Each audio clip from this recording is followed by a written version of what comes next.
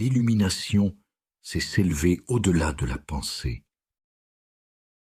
Et si la clé de la liberté intérieure n'était pas dans l'accumulation de connaissances, ni dans la résolution de vos problèmes extérieurs, mais dans quelque chose de beaucoup plus simple, apprendre à vous élever au-delà de la pensée. Pour beaucoup, cela semble étrange, presque effrayant, car la pensée est considérée comme indispensable.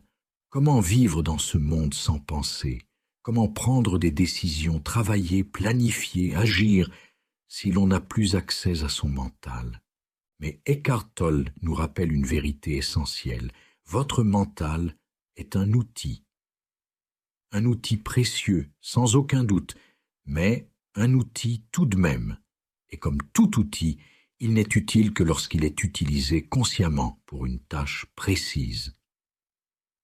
Une fois la tâche accomplie, normalement, on dépose l'outil, on le repose. Mais chez la plupart des gens, le mental ne s'arrête jamais. Il tourne en boucle, sans raison, comme un moteur qui ne sait plus s'éteindre. En réalité, 80 à 90% des pensées humaines sont répétitives, inutiles et même nuisibles.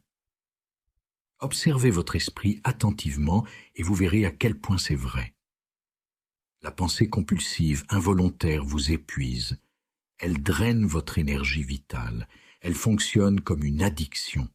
Et qu'est-ce qui caractérise une addiction? C'est le fait que vous ne vous sentez plus libre d'arrêter. Vous êtes pris dans un mouvement qui semble plus fort que vous. Vous essayez de contrôler, mais le flot continue, inarrêtable.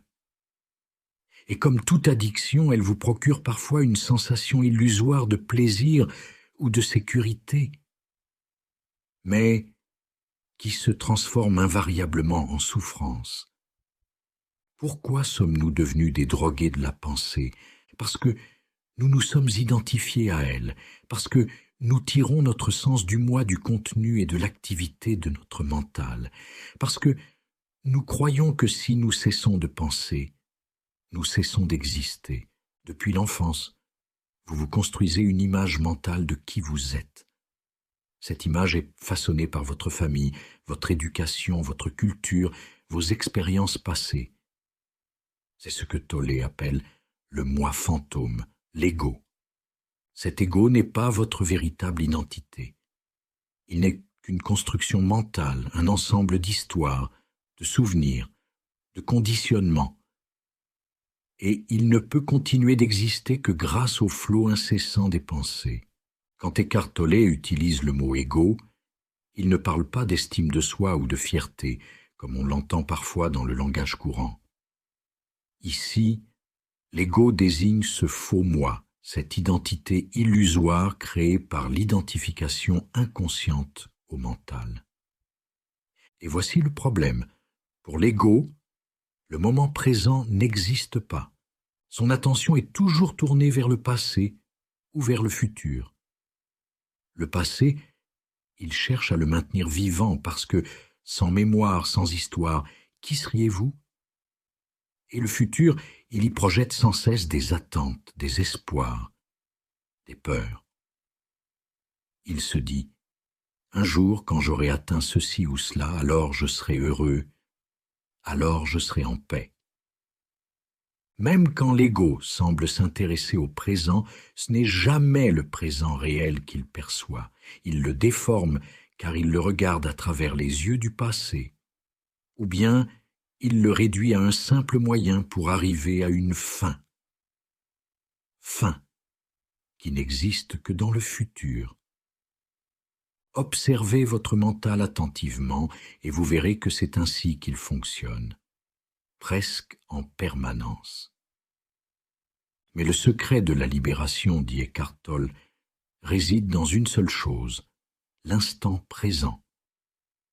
Tant que vous êtes identifié à votre mental, vous ne pouvez pas goûter à cette liberté. Car votre mental vous entraîne toujours ailleurs, dans hier, dans demain, dans 1000 histoires. Mais quand vous commencez à vous ancrer dans le présent, quand vous observez votre mental au lieu de vous laisser emporter, une transformation s'opère. Peut-être avez-vous cette crainte. Je ne veux pas perdre ma capacité de discernement. Je ne veux pas devenir incapable de penser. Je ne veux pas perdre ma tête. Eckhart Tolle répond clairement. Il ne s'agit pas de supprimer la pensée, ni de perdre le don de raisonner. La pensée est une faculté précieuse. Sans elle, nous ne pourrions pas organiser notre vie, apprendre, inventer, créer.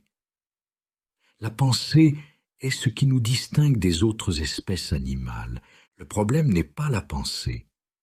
Le problème, c'est sa prédominance. Aujourd'hui, la pensée a pris toute la place.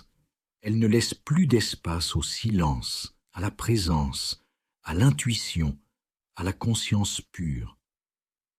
La prédominance de la pensée n'est en réalité qu'une étape dans l'évolution de la conscience humaine, une étape nécessaire, mais qui doit être dépassée. Nous sommes arrivés à un point crucial de notre évolution. Si nous ne franchissons pas cette étape suivante, le mental, livré à lui-même, risque de nous détruire, car il est devenu un véritable monstre, un outil qui a pris le contrôle de son utilisateur. Voilà pourquoi il est urgent de réapprendre à poser le mental, non pas pour le rejeter, mais pour le remettre à sa juste place, non pas pour supprimer la pensée, mais pour qu'elle redevienne ce qu'elle aurait toujours dû être, un instrument au service de la vie, et non une force qui vous domine. S'élever au-delà de la pensée, c'est ça l'illumination. C'est retrouver l'équilibre, c'est accéder à un état où le mental est toujours disponible, mais n'occupe plus toute la scène. Un état où vous pouvez penser quand c'est nécessaire, mais aussi vous arrêtez de penser quand cela ne l'est pas. Dans cet état, vous découvrez ce qu'est le véritable discernement. Vous retrouvez la paix intérieure et vous réalisez que votre être profond, votre essence, existe indépendamment du mental. C'est cela que Tolle appelle le passage à l'étape suivante de l'évolution de la conscience. Nous avons développé la pensée au point d'en être prisonniers. Il est temps, maintenant, de franchir un seuil, celui de la conscience éveillée. Une conscience qui inclut la pensée mais qui la dépasse. Une conscience capable d'utiliser le mental sans s'y perdre. Voilà pourquoi l'illumination n'est pas un concept mystique réservé à quelques sages. Elle est le pas suivant dans notre développement. Un pas que chacun de nous peut faire. Et la bonne nouvelle, c'est que ce pas commence maintenant, dans l'instant présent.